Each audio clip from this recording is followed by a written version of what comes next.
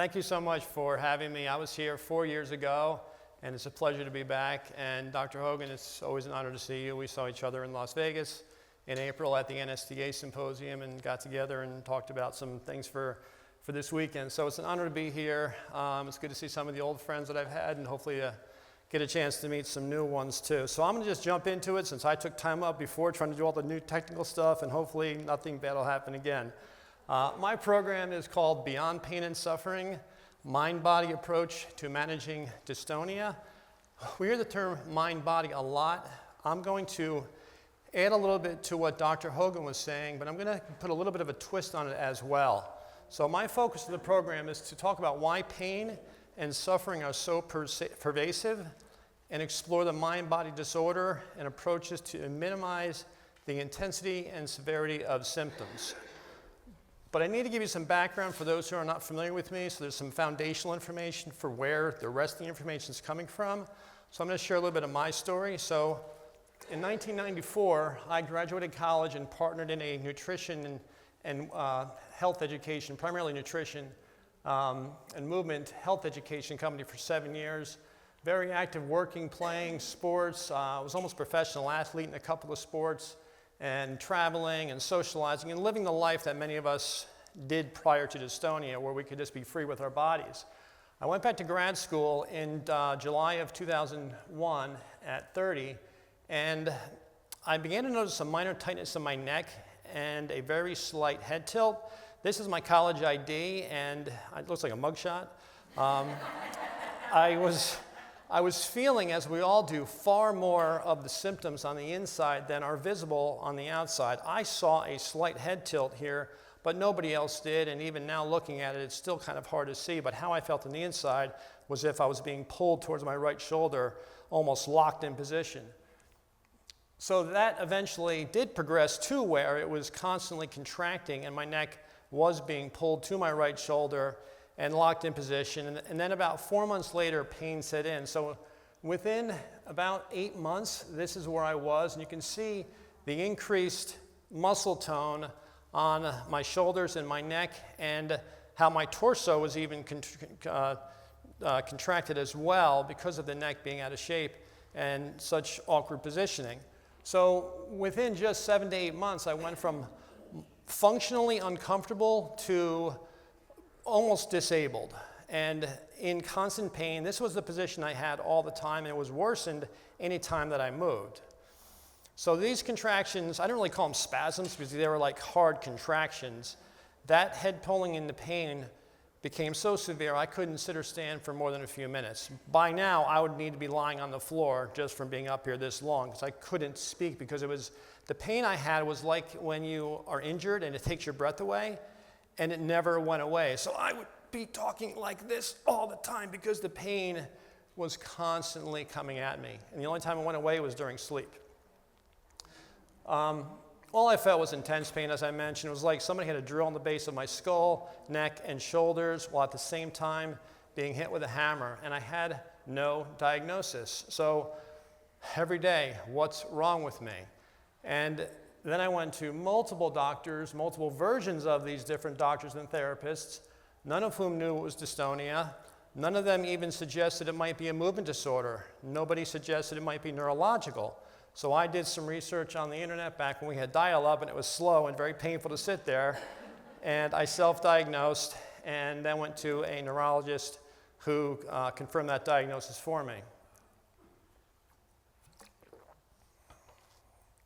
So I had to drop out of grad school, had to stop working, and I literally rolled around on my floor all day from the pain for years. I never, ever got a break from my symptoms. I lost all my money and savings. I was emotionally and physically and financially in debt. Had to move in with my parents. By the way, that's my father back there with me. He came with me from North Carolina.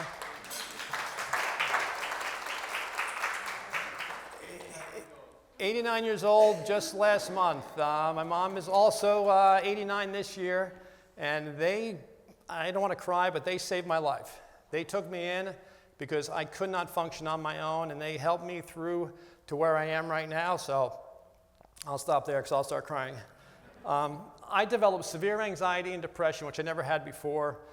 Nothing was helping me. I ended up drinking alcohol to numb the physical and emotional pain, and I gained 150 pounds from this sedentary, awful lifestyle.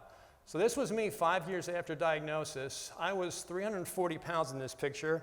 That's my nephew. It was probably around his birthday, just before Christmas time. So between 2001 and 2006, 150 pounds from drinking, eating an awful diet, and being very sedentary. So I felt like my life was over. I didn't care about anything anymore, and I kind of lost my will to live. I considered taking my own life, but didn't have the guts, didn't want to hurt my family, and I know that this is something that crosses other people's minds as well, so I don't want it to be a taboo subject. It's important that we talk about it because it's out there, and I know that we at times feel that we are so hopeless and it's helpless and we don't have anyone, but look around, we all have each other. So if you're ever in that dark place, reach out to me or anybody else that you meet today. So there was a turning point for me a couple days after that picture was taken. I got sick with a stomach virus from that horrible lifestyle I was living. And it was about 10 days to 2 weeks. And I think it saved my life because during that period of time, I was stuck in bed or in the bathroom. And I couldn't drink, I couldn't eat, I could barely move much. So I was alone with my thoughts. And I said to myself, okay, Tom, the dystonia will still be there. The stomach virus is going to go away. What are you going to do? And this question really scared me because I had to face the reality I was numbing for so long. But it was a window of opportunity that I had to jump through. And thankfully I did because the progression, as you can see, over the years improved quite a bit. And I've sustained that level of improvement. I am still symptomatic. I'll show you some things in a moment that you'll see how it appears. And then here's the weight loss I had. So that's my same nephew. So we decided to do a picture years later. He was, I think, turned 5 or 6 in that picture on the left. And I think he was in senior in high school, I think. He's 26 next December, or this next month. So we did a side-by-side to see. So I lost 150 pounds within about 10 months to a year. And I got about 75% improvement from my dystonia in about 10 months to a year. And I'll share with you in a moment some of the things that I did. So people see these pictures and they say, well, Tom, what in the world did you do? So for me, it really was living as healthy a lifestyle as I could by focusing on the physical and the emotional. And I'm not going to get into it. I'm going to really just cover the basics of what I did. But if you want to check it out, I have a YouTube channel with a lot of videos on physical and emotional issues related to dystonia and pain. And this video, Dystonia Treatments, covers all the things that I've done and also covers a lot of other options that are available to us. So before addressing my dystonia, I stopped medicating myself with the food and drinking, improved my diet. I walked every day. I began by walking to the end of my driveway and back and progressed a little bit further, walked 2 miles twice a day. And then I worked on learning to calm my mind down, to come to terms with the situation and face that new reality. I also took medications, which I still take. I began taking with Klonopin, and no longer take that, but I take Valium and Baclofen. Injections had never helped me. I've tried many different doctors over the years. Never was my cup of tea. So I came across the ST Recovery Clinic, which many of you may have heard of in New Mexico. It's a movement therapy, stretching exercises, massage, all sorts of other mind-body type work. There's lots of new programs out there now. This is the only one that was kind of there around the early 2000s. Now you have Dr. Farias, you've had functional movement disorder clinics. There's Reactive PT, which focuses on movement disorders. They're in LA, but they've got PTs that are certified around the country. There's a whole bunch of people doing more of this, the work that Mickey's doing as well, and there's so many others out there. So that movement therapy was one of the best things for me. And I think the best thing for a movement disorder is movement. But it's a matter of finding the right kind of movement that fits you, that doesn't amplify your symptoms. So that was, for me, probably what was the major thing that helped me the most. And it also changed my lifestyle to fit the new me versus trying to live my old life in the old body I had, which I couldn't keep up with. It just kept making me worse. And I use a lot of tools for pain, so ice and heat and different mats and massage machines and Theracane or shepherd's crook for massaging and using trigger point tool work. nutrition, topical lotions, and a lot of mind-body, a lot of mind work with visualization and resting and mindfulness meditation. I'll get into that a little bit more. So I learned to better manage my stress and my emotions and develop more of a positive, hopeful attitude and developed a sense of humor around this. And it's kind of a really wacky thing we live with. And we kind of have to try and get some humor in there because as we talked about laughter and how much laughter can help us, and I'm going to touch on that a little bit later also about how that works, but that's been mentioned a couple times about laughing and smiling and how that sends a different message to the brain that can change the neurochemicals that are not functioning correctly. And I let go of the things I can no longer do and stop comparing myself to who I was before dystonia. That is one way, if you want to suffer, that's the way you're going to suffer. So I measure my life now to me during my darkest years. And that was really what shows true growth. So ultimately, it was radical acceptance. So I stopped looking at myself as a victim and tried to become a student and learn as many things as I could for myself and then share them with others if possible. So I call it embracing the suck of life. I have to say that when I was growing up, I was not allowed to say the word suck in my house. And so for anyone I offend who was in the same boat, I apologize. But I do coaching with people who have dystonia and other movement disorders and chronic conditions. And I was talking to one of my clients one day, and she said, this sucks, that sucks, this sucks, that sucks. And I said, we need to find a way for you to embrace the suck of life. And I don't know where that came from. I never heard the term before. The phrase embrace the suck is actually a military term, and it's been around for years. I never knew that, but I happened to say it, and I went, huh. And I began thinking, what does that actually mean? So I kind of broke it down a little bit. So it's acknowledging that life is hard and filled with pitfalls. Not resisting bad things that happen to us, not fighting things that are only going to fight back even more and increase the suffering, and that tough times are not to be ignored, denied, covered up, or masked with drugs, alcohol, food, poor relationships, and negative thinking. So I also wrote an article about this, and it's on my website if you were to go to tomseaman.com or tomseamancoaching.com. There's also a chapter in my second book I wrote in the Adapting to Adversity chapter that has a whole section on this, and I expand upon this. So if you want a little bit more about what I mean by this, it's in there. But I had to really embrace what I thought really sucked, because this sucks living with dystonia in so many ways. And I had to learn to embrace it and go into it versus trying to fight and run away from it. So none of us are immune to the challenges of life. When adversity comes, how we respond to it determines what happens next. Life experiences become tragedies if we make the conscious decision to make tragedies out of them. If we choose to view all challenges as opportunities for personal growth, they can be a driving force for positive change. That's the mindset that I took on. So I said to myself, I have no idea why this happened, but I refuse to go through this for nothing. So I had to find meaning and purpose in my life. And that first started out with, the first thing I did was becoming my own patient advocate. So advocating for my health, and then becoming a support group leader. When Yahoo had groups, I started a group on Yahoo, and then I got involved in some other groups, and have been volunteering for a couple decades now in different groups. I was going to school for my master's degree in counseling when I developed dystonia, and I didn't have the resources financially or physically able to handle the demand of the master's degree, but someone said, you should become a life coach, and I had no idea what it was. So I looked it up and took a 2-year program and became certified as a professional life coach, primarily helping people who have movement disorders. I then became a speaker, and I authored 2 books and probably several hundred articles around the world. These are the 2 books that I wrote. That's the first one. The other one's over there. I have some back there if you'd like to get some. If you have them, I hope they've been helpful and you enjoy them. And here are some of the places that I've been published. This place here, Patient Worthy, I have 106 articles or 107 articles that I've written for them over the years. And I encourage all of you, if you want to share anything about your story that you're going through, be it dystonia or anything else, they, as well as these other places, they welcome patient stories.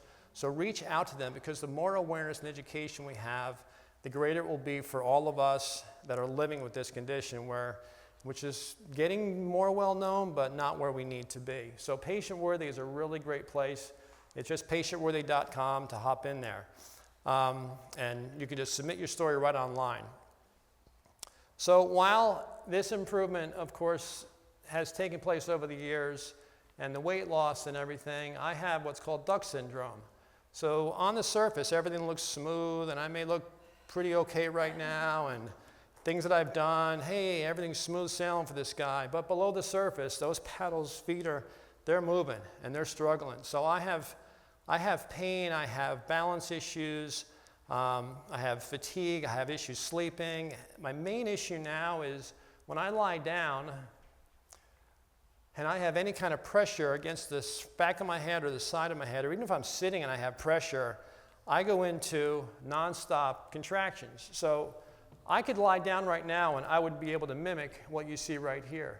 The moment I stood up, it would go away. So for some reason, and I haven't figured it out in the last 3.5, 4 years now, this is what's happening to me. So people often say, oh, you're in remission, you're cured, you're fine, no big deal. They don't see the pain I'm experiencing. They don't see what's happening when I can only sleep 2 hours of night and I can't lay down to rest during the day because I have these kind of things going on. So even with this going on, my key ongoing mindset is how do I make the best of a difficult situation? And that goes for how do I sleep and rest as well as everything else that's difficult for me.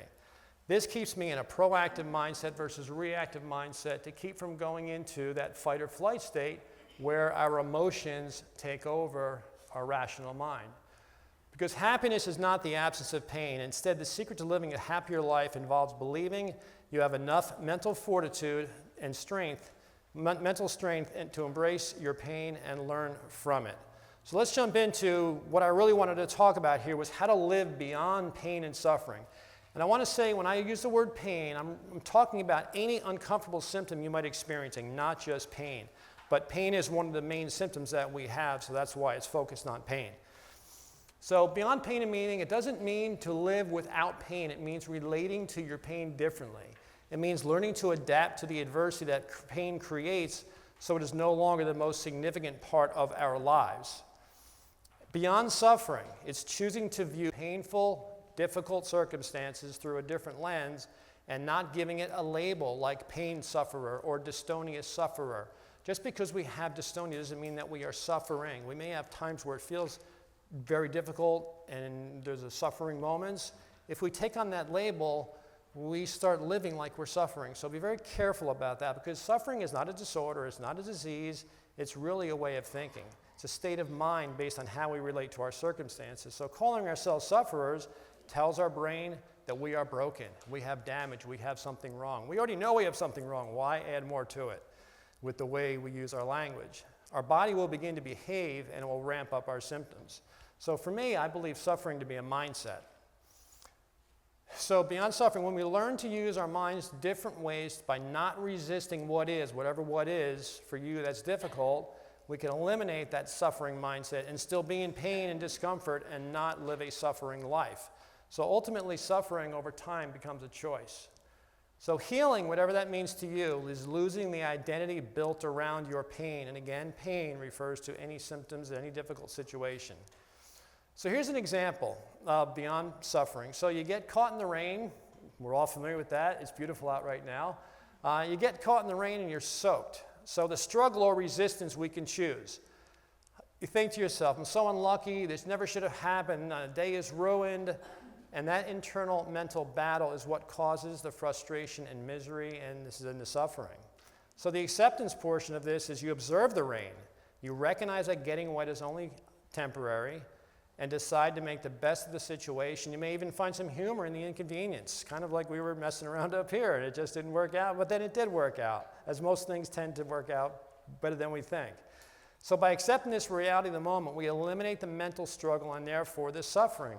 So I'm going to give you an example related to rain, actually. So 2 weeks ago, my girlfriend and I, we went to a wedding. And it had been raining Friday. The wedding was Saturday. It was raining Saturday. It was raining Sunday. And we were thinking not so much about ourselves, but for those who were getting married, the bride and the groom, how awful it was for them. But this is us before we left the house. And my girlfriend said, I just did my hair. What do I do? And she went and grabbed a Walmart bag. So she put it over her head and she began laughing about how silly it looked, and then she went, this actually works great. There's handles, I can tie it, I can this. And we began laughing about it, and we ran to the car, we drove there, and we got out, and here we are at the wedding, and we had a great time. So that's a different way of looking at something that really could have been inconvenience that really turned out to be kind of funny. So beyond sufferings, while pain and adversity are unavoidable, just like rain, our reaction to them is what determines our suffering. So here's a quote from Epictetus: "We suffer not from the events in our lives, but from our judgment about them." And from William Shakespeare: "Nothing is good or bad, thinking makes it so." When we label something, no matter what we label it, we give it life, we give it meaning, we give it feeling, and then it stays with us versus experiencing it and letting it go. So be careful of the adjectives you use for experiences and words and things you're going through. Because the primary cause of unhappiness, in most cases, is never the situation, but our thoughts about it. So beyond suffering is how we emotionally relate to our pain, to our dystonia symptoms and pain, and other adversities is paramount to our nervous system regulation. So be honest with yourself and your feelings. It's totally normal to experience denial, anger, sadness, and loss as we come to terms with our situation and deal with the fluctuation of symptoms, which we all have throughout the day. The most important thing we can do is accept these feelings as part of the process and reject any negative thoughts about those feelings and about yourself for having them, because you are entitled to feel all of them. Let them go. Don't resist those feelings. Holding onto those feelings will actually create cellular changes, changes in the brain that will increase the pain and suffering that we experience. Because healing doesn't mean that damage doesn't exist or never existed. It means that damage no longer controls our lives. So be willing to hug the cactus. So in a nutshell, living beyond pain and suffering is when our physical and or emotional challenges do not become the most dominant force in our lives. But this is a big challenge. It is really, really, really difficult, as we all know, because we're living with this all the time. So to be in that state of mind is really difficult. So I wanted to pull a quote from this book, The Road Less Traveled. Life is difficult. Once we truly know that life is difficult, once we truly understand and accept it, then life is no longer difficult, because once it is accepted, the fact that life is difficult no longer matters. So this is pretty logical and makes quite a lot of sense, but this is also really, really difficult to be in this mindset, because a lot of us are filled with such negative self-talk, and we have negativity bias. And here are some things that we say to ourselves: I'm not good enough. I look horrible. I'm embarrassed. I should have done things differently. I'm unlovable. Why can't I be like other people? Or my old self. I'm always in pain. I'm always this. This negative self-talk is something that is like a broken record for a lot of people, but be careful, because the body is always listening to what you're saying. Every cell is eavesdropping on our thoughts. So if we have this negativity bias, it results in adverse events having a more significant impact on our psychological state than positive events do, and we focus on them with intensity. So we have our health problem, negative thinking, you're going to deal with more suffering than you would have to otherwise. And then if we have negativity bias, we have this, but the thing about it is that it's totally normal to have negativity bias. The brain is hardwired to look for danger. It's a built-in survival mechanism that we have. So it's a good thing that we have it. It's very, very important. But it's only supposed to be activated when true danger is present, not all the time. So we don't want to live like this, which a lot of people do. And if we do stay on alert all the time, and we live in fight or flight when we aren't supposed to, this causes increased levels of stress, pain, and anticipation of pain. And we have expectation living, which causes more worry and more anxiety. This ends up causing what's called mind-body syndrome, also known as central sensitization. There's a slight difference between these, but I'm not going to get into the minutia of it. I'm going to just sort of lump them together. So this is when the central nervous system becomes hypersensitive to pain, and the mind becomes more acutely aware and fearful and anxious. And those are the key words to keep in mind as we go along. About the pain and other unwanted sensations, and we live in constant fight or flight state of mind. When we fear pain and other symptoms, the brain will produce more pain and tension because we put it in high alert. So we're living like this. when we do that, and that is dangerous for us. So here's the cycle. The brain interprets that danger. There's a spike in anxiety, uncomfortable symptoms, the increase in symptoms, negative behavioral patterns, reinforces danger to the brain, and then the brain interprets that, and we keep on this loop here. And the key thing for us is to break that, and I'm going to show you some things that we can do to do that. So when we aren't always on alert, we fear pain, and we're on edge, and we overpay attention to it, and we live in protection mode. We then experience anticipatory anxiety and habitual chronic stress. And the consequences of that is we learn to live in survival mode. How many of you feel like you're just sort of like surviving some days, just getting through? It's just like barely, yeah. It's just this is one of the consequences of being in this habitual state of stress. So if we stay alert, tense, and wired and tired, always waiting for the next thing to go wrong, again, that anticipatory anxiety. And even in moments of calmness, our minds often don't relax if this is our pattern of thinking and living, because our nervous system has forgotten what safety feels like. So you could be sitting in the comfort of your own living room, and on the inside, you look totally calm for the most part, but on the inside, it's as if there's a bear at your door. Any of you ever feel that way, where you just feel so out of sorts, where you're so rigid with tension and fear? Even though you're not in a dangerous situation, you feel like things are dangerous. You have a symptom and you feel like it's dangerous. If you do, then hopefully this information will help going along. So why does this kind of thing persist for us? And the reason why, it's become a habit. So with enough repetition, reacting the same way to something, it becomes a trigger. So calmness for many people feels uncomfortable because they are used to racing thoughts, fear, worry, and it begins to feel normal. So because it feels normal, in the absence of problems, we look for problems. In the absence of stress, we look for stress. In the absence of things to worry about, we look for things to worry about. And why do we do that? It's because neurons that fire together, are wired together. I always say that backwards, I don't know why. So when neurons in the brain repeatedly activate near the same time, the connection between them strengthens. This wires them together, forming a neural pathway, which makes it more likely for those neurons to fire together again in the future. No different than anything that's been done already. When Mickey was doing those different things, that was when you're putting those neurons together. And neuroplasticity, this is what this is. This is neuroplasticity right here. So if you have a painful event, here's an example, and then you have an emotional response to it, like fear. The event happens again, and you have the same emotion. The emotion is wired with the painful stimuli when it happens again. So pain triggers fear. That causes a heightened alert to pain. The heightened alert makes us more likely to look for pain and often interpret pain worse than it is. More pain leads to more fear, and more fear leads to more pain. It keeps the brain on high alert.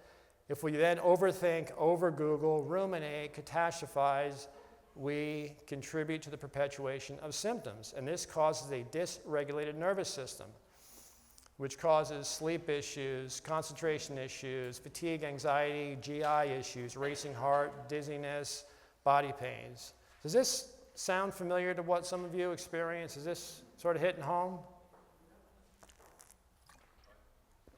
Okay, so with all that being said, you're like, okay, good, we got all this information. What the heck do we do about it? My first suggestion is to stop fighting your pain. When we fight against our pain and any other symptoms, we reinforce to our brain that pain is dangerous. So none of the symptoms anyone's experiencing right now is inherently dangerous. We interpret it as something we don't like, and therefore we view it as dangerous. But even though I'm tight here right now and I'm sore back here, I'm a little bit dizzy, there's nothing dangerous about it. If you're going through a dystonic storm, different story. That's dangerous. If you're in a car accident or somewhere else, or you sever your arm, dangerous. Most of the discomfort we're all feeling right now is not dangerous. It's not emergent. But our brain over time tells us that it is. And that is what keeps us caught in this state where it's very difficult to sleep, to rest, to concentrate, to have good digestive issues, et cetera, et cetera, et cetera. Concentrating. So we then stay in this fear, pain, anxiety, pain cycle. It's like a self-induced autoimmune disease, even though it's really not, where the body is fighting against itself. So when we choose to stop resisting what is, we give our body a better chance to heal because we create an internal environment of peace and harmony, and it reduces stress hormones. Because I'll tell you, no amount of anger was ever going to take away your pain. So be mindful of your emotional reaction to things. So shift fear of symptoms into curiosity. I have a friend who has multiple health issues, and when I talk to him, he deals with them really well, and it's pretty severe. And he's always like, it's amazing how this happens. It's really cool. Like my body and my leg will start doing, and he'll talk about all the different things, and he'll look at it with fascination and curiosity. And I've never seen anybody cope better with such severe health issues as this person. And I think it's largely in part because of how he views this with curiosity and interest. But when we do look at it, if we look at the pain as something that's like an enemy we need to conquer, that's when we tense up. And that's when we grit our teeth and we over-Google and we look for every cure. And what happens? The pain just gets louder. Our symptoms just get worse. We increase the tension. We already have tension. That's our main symptom of dystonia is tension and pain. Why do things that create more of that? So it's like we're in a screaming match with our own bodies. So symptoms met with resistance, huge. Met with acceptance, not as intense. So instead of fighting, what if you began whispering? Acceptance isn't waving the white flag or giving up. It's saying, okay, I feel you, I see you, I'm listening. So when we meet our pain with that gentleness versus the brute force, our pain can often quiet down. So when we let go of our anxious thoughts about a sensation, it loses its power. So overcoming mind-body syndrome, it's a lifetime practice. Let me just begin with that. The goal, though, is to teach the brain that we are safe, which, as I was saying before, our symptoms are not fun, but they're not dangerous, but we think they are, so we have to reinforce safety as often as possible. So we teach the brain we are safe by changing how we react to pain and other symptoms and how we label them so the brain is not always in protection mode. So develop a healthy relationship with your pain and symptoms, becoming friends with your pain. It sounds a little silly, but try to become friends with it. Talk to it. See what it wants, what it's asking you for. It's not an adversary. It's not something that's outside of you. It's no different than anything, gray hair, wrinkles, we don't like our nose, we have too much weight, whatever it is. It's all a part of us. We need to learn to embrace it and embrace the suck of it all in order to turn the volume down on that nervous system. So we need to learn to accept it like anything else about ourselves. So let the symptoms be as they are without trying to always fix them. So do not react with emotions. Sit with how you feel and just allow it to be what it is without trying to change it all the time. This will disengage the fight or flight with enough practice. The more we react, we signal to the brain that we are in danger, and it will cause more tension that increases our symptoms.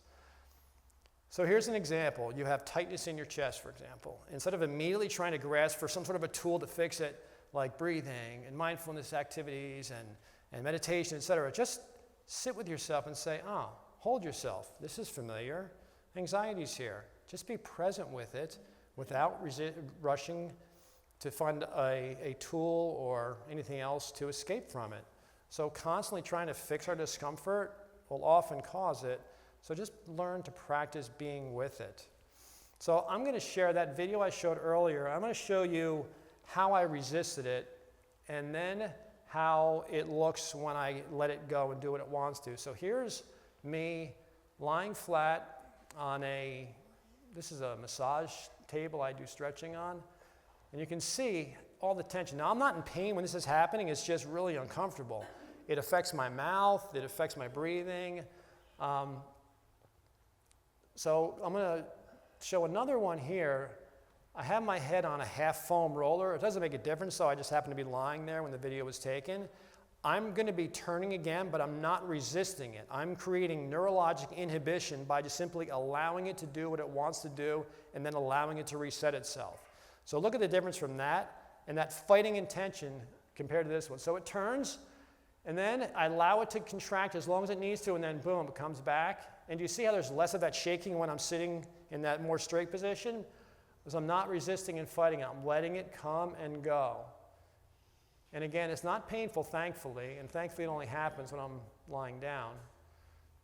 But do you see the difference there? That's a non-resistant form of dealing with something physically. But that's how my neck was all the time years ago, and it never ever stopped. Now it's just when I'm lying down. So I want to show you a little bit of a difference in non-resistance in terms of a physical type thing, but I'm really talking more about the mental resistance we have against things that we don't like. So we don't want to run or resist or try to escape all the physical and emotional pain, because the brain then views these feelings as something to be feared above and beyond reality. So we need to learn to embrace our pain, our spasms, our tremors, our exhaustion the best that we possibly can. If we embrace everything, and there will be less suffering because we're offering no resistance. This sends a message of safety to the brain. So the brain needs messages of safety on a regular basis, so we need to be consistent to stay out of that fight or flight. The message of safety can then help regulate that dysregulated nervous system. So here's some examples. Smiling and laughter, we talked about that. And even if you fake laugh, the brain doesn't know the difference. Fake smile, the brain doesn't know the difference. Singing and humming, all these things, they engage that vagus nerve you're talking about before, Dr. Hogan. Dancing, massage, qigong, yoga, all things that have already been mentioned. And also not talking constantly about our problems. Avoiding a lot of the support groups and not living on them. Just go there and take a look once in a while, see what's going on when you need some help, or need to maybe ask a question, or maybe look in there to help somebody. Focus more on your breath, doing grounding activities, affirmations, prayer, slow eye movements. I want to talk about that a little bit. So think of times when your symptoms are ramped up. Oftentimes it's when we're driving, when we're in a store, when we're around a lot of people or a lot of movement. And oftentimes it's because our nervous system is already in hyperarousal, and then that increases it because there's more stimuli coming in, which causes the brain to have to organize more information. But our eyes are also moving around a lot to make sure we don't trip or bump into people, and make sure when we're driving we don't hit anybody else. So those fast eye movements is when we're in danger. If we actually slow our eyes down and actually do eye tracking is good for the brain in general, and also it's good for just letting us know, hey, everything's actually okay. Slow eye movements and slow movements themselves tell the brain that there is no danger. Doing these things engages our parasympathetic nervous system, which is linked to the vagus nerve, versus the sympathetic nervous system, which is what engages that fight or flight. So here's a practice that I took on about 2 years ago. I'm someone who likes to rush around and get a lot of things done as quickly as possible. Oftentimes when I'm feeling well enough to do it, because I don't know when I'm going to be able to maybe do it if I'm having a tough day, so I'll rush around and do things. And I said, this is making me worse. So I made a point of purposely slowing down and going half speed. So what I did is, I did it primarily when I was running errands around town. So let's say I was going to Walmart to get that bag that was on my girlfriend's head. So I go to Walmart and I park the car and I'm ready to rush out and walk in, and I say, whoops, stop, Tom, half speed, slow down. Get out of the car, move slowly. And then I began to walk to the store more slowly, and I also just began a closed smile. This little smirk, nothing. And I began moving more slowly, and I noticed that I felt much better mentally. I physically felt much better. I didn't feel as much of that instability I have. Everything seemed to soothe my system a little bit more, and I actually got just as much done, sometimes even more. I felt better doing it. I also noticed things I didn't usually notice. I also noticed people were looking at me differently. They kind of smiled back. And I was engaging people differently. Not that I was wanting to, but I noticed that there was a change in others as well, simply by slowing down and being present with where I was and not trying to rush through to get home to where it was safe. I had to find safety in a place that is often my brain doesn't perceive as being safe. So slowing our movements and smiling tell the brain that we are safe and we are in control. And being in control is a big thing for us because we live with a movement disorder where our body's moving uncontrollably. So if we do this, we can avoid living in this state all of the time. Another key thing is to engage our senses. So the sounds of birds chirping, smell of fresh coffee, smell of a flower, feeling your pet's soft fur. Somebody has a little puppy back there. I saw that. Yep, there you go. Very comforting to have that right there. That's a message of safety, the taste of chocolate or whatever it is that you like. So engaging our senses and being really mindful of actually really paying attention and tasting it and going slowly with what you're eating or drinking. Affirmations are also really helpful for messages of safety. Here's some examples. I am patient with myself and my symptoms. I am safe. My body is strong and resilient. I am safe. I live comfortably with my pain. I am safe. My peace is more powerful than my pain. I am safe. At the end of it, notice I use the word I am safe because, again, our symptoms are not fun, but they're not dangerous. So the less we send danger to the brain, we can actually, with just our minds, we can reduce the intensity and turn the volume down on that overly active nervous system that creates a lot of our symptoms. And here's an affirmation I came up with. We were talking earlier about, touching and moving your hands and massaging. It's okay to even just hug ourselves and say, there's no danger. There's nothing to fear. There's no need to worry. There's no need to hurry. I am safe. So here are some additional tips for regulating our nervous system. Not frequently checking our phones, emails, the weather, except now I like the sun, so I'm going to keep looking. And not watching the news as much as a lot of us do, because I think that watching the news is volunteering to feel anger, sadness, fear, anxiety, depression, and stress. The news to me is really just more of a money-making stress producer. And so I actually made a practice of not watching the news for a bunch of years, and I actually felt better, realized that I wasn't missing a whole lot, and whatever I really needed to know, people told me. So it was quite helpful. Self-expression is really helpful, so journaling, music, arts and crafts, whatever kind of things that you enjoy, but self-expression and using the creative part of our brains. Connecting with others, hugging, laughing, crying, really, truly connecting. I'm going to give it a story. I hope that Mimi doesn't mind, but I was here 4 years ago. It was just after the height of COVID, and we were still in masks, not in masks. We were away from each other a lot, but I've known Mimi for many years, and we never met in person. I saw her, and I said, can I give you a hug? And we gave each other a huge, long hug. And she said to me, that's the first heart-to-heart hug I've had in like 2 years. It felt so good. So that kind of connection is so important. So if you have someone that you can hug someone. And they say if you hug for 21 seconds. So they gave Amy a really great hug also. That was also wonderful. If they say if you hug for 21 seconds, that's when you start to develop oxytocin. I'm not sure if that's true or not. Some of you may know better than I do, but somewhere around there. So I'll often give my mom a hug, and we'll count to 21 just to make sure we reach that point. Doing good deeds. Dr. Hogan and Joan, they're nothing but good deed doers. So they have endorphins and serotonin flowing through their bodies constantly. We need more of that. So doing good things for others. Being around animals, just like that dog. Nutrition is helpful, as Joan will talk about. Sunlight, as already has been mentioned. Laughter, as already has been mentioned as well. And again, the brain does not know the difference between real and fake laughter. And smiling and laughing when something causes you pain. 2.5 years ago, I hurt my back lifting for something, and I began to be very fearful of any kind of similar movement and then any other movements because I kept telling myself, uh-oh, I feel a little bit of pain, and I was sending all those danger signals because I was laid up for almost 1.5 years on my back almost 3/4 of the day for quite a while, afraid to move. Which for me was weird because my life has been nothing but movement. And I think movement, like I said, is the best thing for a movement disorder and so helpful for us and so healthy for us. And I was afraid to move. So every little thing, what's this going to cause? If I do this, that's when I hurt myself. I can't do this now.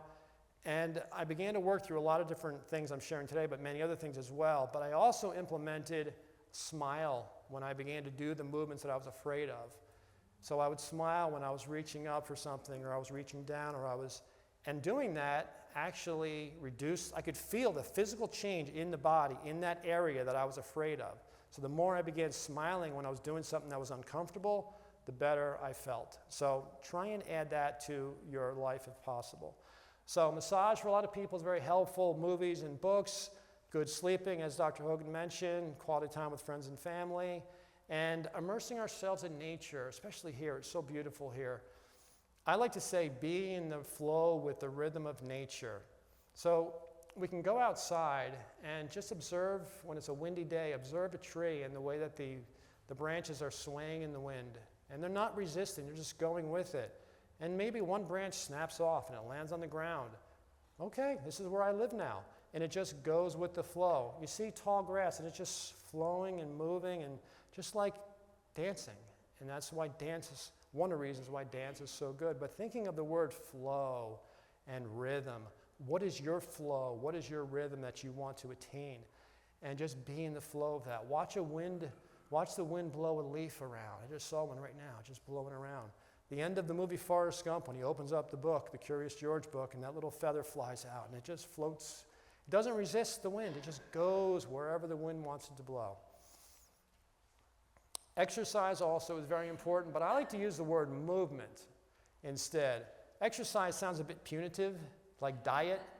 So movement, and it doesn't matter what kind of movement, whatever feels good for you. And I'm going to brag on my dad a little bit here. Like I said, he's 89 years old, flew all the way across the country. He was playing golf up until this year twice a week still. He actually played Monday a week and a half ago for the first time in a while because he had a fall and he hit his head and he hurt his knee and he had everything. But my dad's not a quitter. He's just likes to live life and keep going. And even though he can't get on a real bicycle and can't get out and do certain things he used to, he's got a little pedal machine here, and he just cranks it out a couple times a day, sitting there watching TV or reading a book or doing something, but he's moving. He'll get up and he'll lift a couple of weights. He goes out and he goes to the grocery store and does things to get out there and moving and doing as much as he possibly can. So practicing mindfulness is also helpful. It keeps us focused in the present moment and not running from our symptoms. Here's a great definition: paying attention on purpose in the present moment as if your life depended on it. This is from John Kabat-Zinn. If you want to learn more about mindfulness meditation, this is one of the experts. He has a clinic in Massachusetts, the Mindfulness-Based Stress Reduction Clinic, where you go there for a week and basically just meditate. And I spoke to one of my friends, the one I was talking about earlier actually, who had all those health issues. He said that was the best vacation he ever had, was going to a place where he just did nothing and just meditated. So paying attention on purpose in the present moment as if your life depended on it is what mindfulness means. So when you feel your pain, take notice with interest and curiosity, as I mentioned, not with an emotional reaction. Describe to yourself how it feels and let it be whatever it is. Don't resist it or fight it. Be with it as an observer. You don't need to change it. You don't need to get rid of it. Just explore it. My body, I came up with this that I wanted to share. My body talks to me and I talk to my body. When we listen to each other and we don't fight, my level of function improves. So listen, pay attention, be kind, and avoid anger and resistance to what you're going through. This takes us into a healing cycle when we do this. So we experience pain or other uncomfortable symptoms. If we are mindful about it and we practice being present with it, like that definition I shared, there's less muscle tension, which is one of the key things that we want with dystonia. Less stress and anxiety about it. We then choose our activities more wisely and we slow down. We have less pain, we feel more in control, which is so critical for us to feel in control, and then we have a greater sense of well-being. So mindset is so incredibly important. I'm going to share a quote with you right now that kind of helped change my life in a moment when I needed it. This is from one of my favorite people, Wayne Dyer. When we change the way we look at things, the things that we look at change. So if you take that quote, now a lot of people like quotes. I'm going to share this real quick. A lot of people like quotes. So they'll hear it, they'll go, that's really cool. The thing about quotes is if you really like something and you think it's helpful, memorize it and live it. So I have many times heard this, many times used this in moments when I was thinking in a way that was negatively impacting me. So I said, if I change my thoughts, it'll change my experience. So if you really like a quote, live the quote for a week. Learn a new one, live that for a week, and it becomes a part of you. So when we change the way we look at things, the things we look at change. Many of you may have heard of Roger Bannister. I'm going to kind of go into left field right now. I got a couple things left here. So he was the first person to break the 4-minute mile. It was done back in 1954. At the time, it was considered the most impossible athletic feat in the world. So he did this in 1954 in May. The second person did it less than 2 months later. The current record is 3 minutes and 43 seconds, 17 seconds less than what they thought was unbreakable. So since then, over 2,000 people, not a lot, but considering how difficult this is, 2,000 people were able to do it because no one believed it could be done until it was done. So once we believe in something, we have a far greater chance of achieving it. So when we consistently practice the principles I shared in this program and will be shared throughout the rest of the day, we become more resilient and we begin to trust in ourselves and we believe in ourselves that our body can function at a more optimal level than it does. So it's all about changing the old habits with new habits. So no matter how tough it gets for you, as I did for me, and this is what I want you to tell yourself, no matter how hard it is, no matter how hard it gets, you're going to make it, whatever that means to you. So thank you very much. I hope that was helpful. Appreciate it.